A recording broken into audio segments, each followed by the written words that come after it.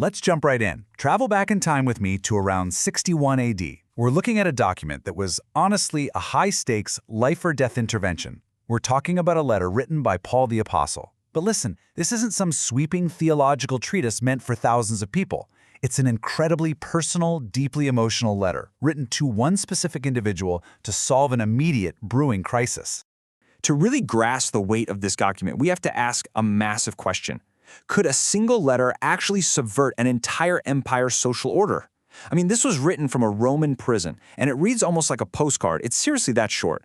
Yet it completely challenged the deeply entrenched legal system of its day. You see, Paul wasn't trying to start a violent political revolution. Instead, he was planting the seeds of a spiritual transformation that was meant to change society from the inside out.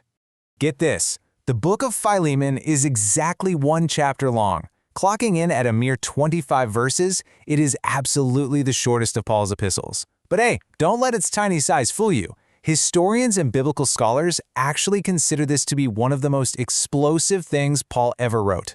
He packs deep, profound spiritual and social meaning into an incredibly tense piece of communication. To really ground the massive stakes of this story, we need to look at the world they were living in. Out of roughly 65 million people in the first century Roman Empire, about 25%, that's 16 million people, were slaves. The entire Roman economy literally depended on it.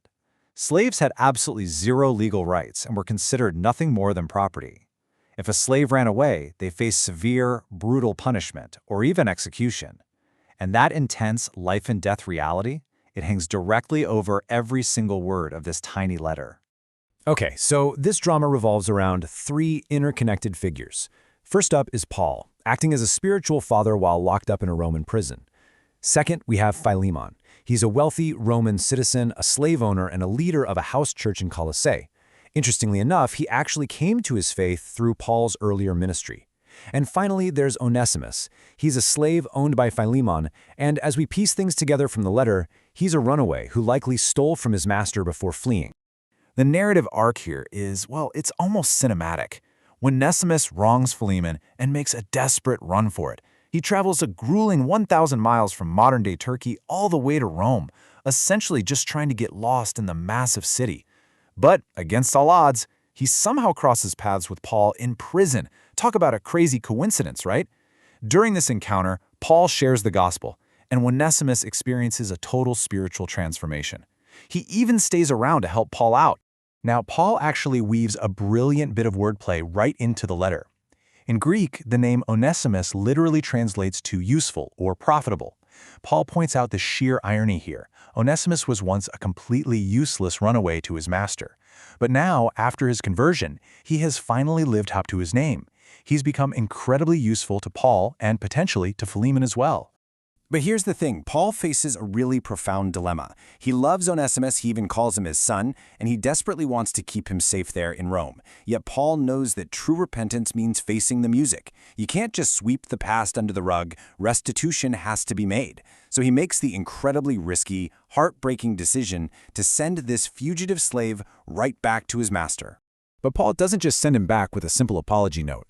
He sends him with a totally status quo shattering request. In verse 16, Paul asks Philemon to do the absolute unthinkable. Receive him not now as a servant, but above a servant, a brother beloved. He isn't pulling rank as an apostle, he's appealing purely to love. Asking a Roman master to welcome his former property into his home as a social equal, that was entirely unheard of. Honestly, it was revolutionary. The absolute linchpin of Paul's whole argument here is koinonia. It's a Greek word meaning partnership, mutual participation, or sharing. Paul argues that because the ground is completely level before the cross, those old human social hierarchies, they just no longer apply. Through shared grace, a wealthy master and a runaway slave are now equal partners. That old master-slave dynamic is completely, unequivocally irrelevant. And to make sure this reconciliation actually happens, Paul literally puts his money where his mouth is. In verse 18 he writes, "If he hath wronged thee or oweth thee aught, put that on mine account." Paul volunteers to personally absorb the cost. He is literally writing an IOU to pay back any stolen funds, all just to secure his new brother's freedom and make things right. This brilliantly illustrates how Paul isn't just preaching theology in a vacuum. He is actively acting it out as a living, breathing metaphor of the gospel. Think about it. Onesimus represents sinful humanity, a runaway with an unpayable debt. Philemon represents the offended party, or God. And Paul, he steps directly into the role of the mediator, saying, hey, charge their debt to me, so that two totally estranged parties can be perfectly reconciled.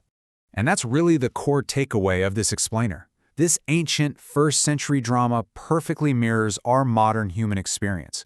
We constantly bounce back and forth between these two roles in our own lives. Sometimes we are Onesimus, right? We've messed up and we need to stop running, take responsibility, and seek forgiveness. But other times we are Philemon. Someone has deeply offended us and we are called to drop our right to retaliate and grant genuine, no-strings-attached forgiveness. So I'll leave you with this question. Which role do you need to play today? Are you running from a mistake where you finally just need to face the music? Or are you harboring a bitter offense right now when you actually have the power to welcome someone back as a brother? Those 25 short verses of Philemon leave us with a profound challenge. True transformation isn't just a nice idea to nod your head at, it's something you have to bravely act out in the real world.